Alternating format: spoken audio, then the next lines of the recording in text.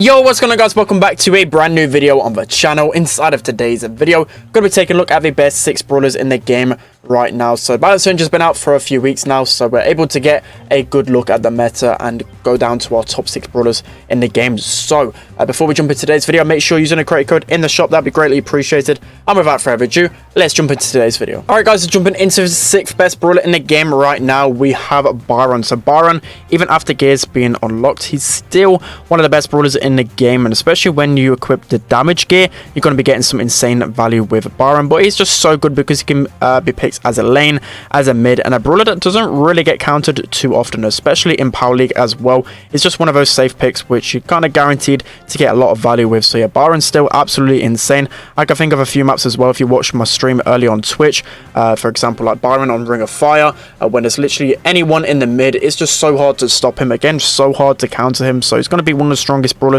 in the game, in my opinion. Still such a strong choice to have. So I'm kind of waiting for the nerf on him. Again, he's been such a strong pick ever since his release. Really, he's been one of those brawlers which you can always rely on. Just so many good things about him. The fact that he can deal damage, heal your teammates really well. His super is really valuable, especially when pushing up. You can get a lot of kills with it. So yeah, it's really strong. So unfortunately, the gadget kind of contradicts the damage gear, but nonetheless, you're probably going to get a lot of value out of damage in the long run. Again, it's going to heal your teammates up even more with that damage gear, and it's going to obviously deal more damage to the enemies as well. So a lot of value to be had. Normally as a second gear, I would have that shield gear on him because it's quite squishy, but only power 10 at the moment. But yeah, Byron's still absolutely insane right now. Let's hop into the 5th best brawler. Alright guys, so jumping into the 5th best brawler in the game right now, we have my boy Gene. So with gears, Gene has finally returned to the meta.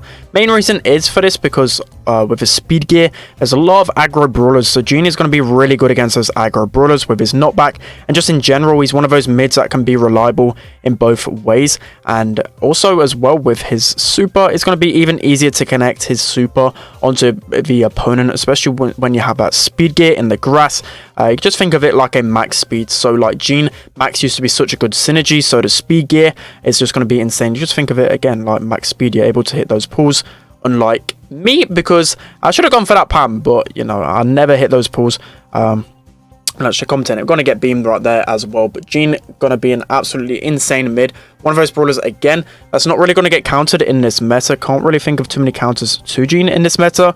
Just so strong with all the gears. More than likely, I will be using the shield gear as well. Just because you're a mid brawler, you probably want, well, especially with Gene, you just want that extra HP so you're able to survive a lot longer and give that healing to your teammates, because that's one of the best things about him as well, is that star power. Always one of the most valuable things in the game. So you can see like aggro brawlers as well. There's like so many assassins and tanks in this meta. I can think of like Mortis, Rosa, Darryl, Buzz. There's a lot of aggro lanes. You can think of like Tara and Sandy as well. So whenever those brawlers are meta, Gene is a really strong brawler, and that's why you've seen him come back into the meta. Even though he's received like no buffs and actually received nerfs in past updates, he's still gonna get that power creep just because of like the brawlers around him. So Gene does thrive in those Sandy and Tara meta. So I'm hoping BB can score here. Unfortunately, they all have a respawn in time. Like one shot from a super. She does go for the goal, which is a bit outrageous because there was 3 of them there. So we're going to steal the ball off Mortis, going to knock him back, and we're going to score. So although we did miss the pull earlier, we're able to make a really nice play and finish off the game. So Gene, the 5th best brawler in the game in my opinion. Let's hop into number 4. Alright guys, so next up as the 4th best brawler in the game, we have Belle. So Belle is going to be so strong still. One of those brawlers again that can just be so strong against so many different type of combinations. That's what you're kind of looking for in this meta. You want brawlers that are good against aggro, good against range. Belle going to be one of those brawlers for sure. So again, ever since the release, been a top 5 brawler, top 6 brawler in the game, and I just can't see her being removed from the meta, especially considering there's a shield gear which is so strong.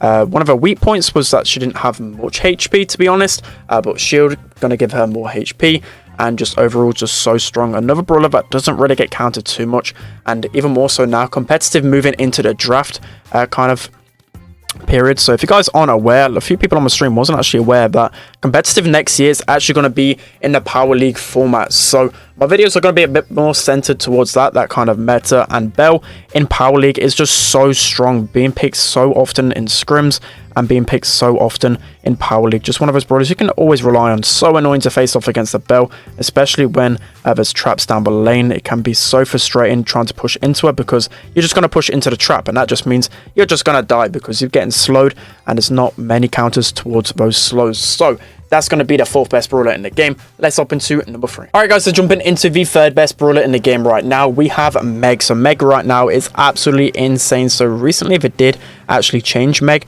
so she gets gears in her mech form. So this is one of the main reasons why she's actually so strong. So if your gear is activated before you hop into the mech, especially the shield one, it's going to transfer over to the mech as well, giving you more HP, so getting twice the value, which is kind of crazy. And also with the damage as well, it's just so insane that below half HP the damage gear activates, especially in mech form. That's just crazy. You're going to get so much value out of that. So for sure, she's one of the strongest brawlers in the game in my opinion. So again, like, one of the worst things about Meg beforehand, well, the 2 worst things about Meg beforehand was her normal attack damage when she's not in her mech form, and also the HP as well. The shield gear and the damage gear kind of change those, and especially with the star power as well, you're just able to cycle like crazy. And Meg right now is just so insane in Power League and scrims. I'm seeing her being ran everywhere. So if you guys are looking for a brawler to upgrade, definitely upgrade Meg. So that's going to be the 3rd best brawler in the game. Let's hop into number 2. Alright guys, so jumping into the 2nd best brawler in the game, we have a Darryl. So Darryl has finally risen to the top.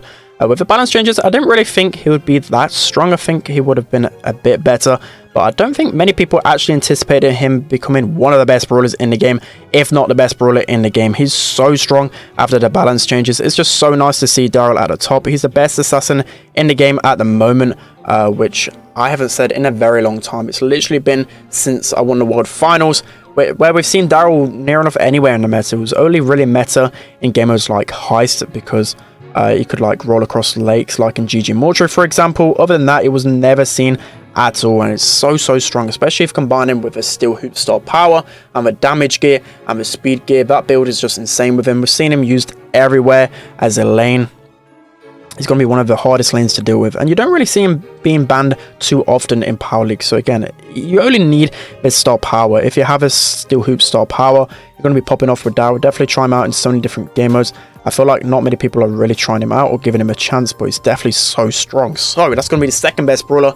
Let's hop into number 1. Alright guys, so jumping into the best brawler in the game right now, we have Grom. So if you watched yesterday's video, I don't think it'd be much of a surprise to see Grom at number 1. So the main reason why I put Grom here, a lot of people really disagree with me, but in terms of pro players, I think everyone would agree that Grom is the best. So after playing Power League for like a day, after watching a bunch of scrims, after asking some pros on their opinion, literally everyone thinks that Grom is just absolutely broken. People are even comparing him to the Sprout back when he was released, which is just so strong. So I'll give you a few reasons as to why Grom is so strong. So when you get in a certain distance with Grom, if you auto aim, you're going to be hitting basically every single shot, which is just so strong. And especially because of his unload speed as well, he's able to chain just like 3 shots basically instantly. And now they've buffed him, so you're basically able to get your super a lot quicker. So that's just meaning you're going to get more super chains. The best thing about him is his super as well. So those super chains